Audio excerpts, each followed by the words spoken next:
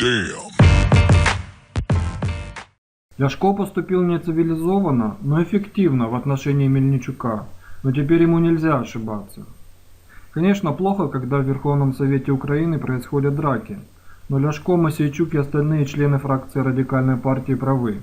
Ведь ситуация складывается так, что высшие властные верхи переполнены предателями, клептоманами, ворами, грабителями, патологическими лжецами.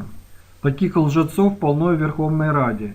Ими переполнена президентская администрация, потому что, к сожалению, сам президент является лжецом. Ими переполнен кабинет министров. Ведь складывается впечатление, что Яценюк только лжецов и набирает в правительство.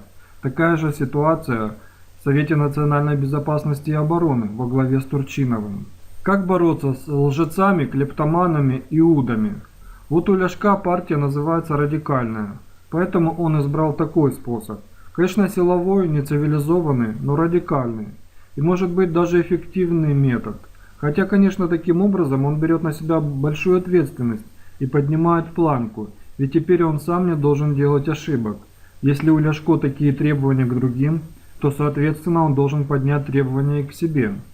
В первую очередь, Ляшко должен объяснить, зачем он и 18 членов фракции Радикальной партии голосовал за драконовский законопроект номер 2212 об уменьшении пенсии работающим пенсионерам. Ни при каких обстоятельствах нельзя было вводить такой налог на пенсии. Это называется государственный военный социализм. Это полный бред с точки зрения политэкономии.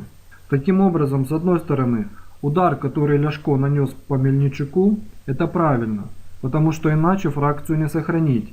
И нельзя выполнять те задачи, которые партия ставит перед собой, идя в парламент. С другой стороны, если ты ведешь такую борьбу против предателей и клептоманов, ты должен понимать, что и ты должен соответствовать этим требованиям, потому что очень высоко поднимается планка требований. Олег Соскин, глава Украинской национальной консервативной партии.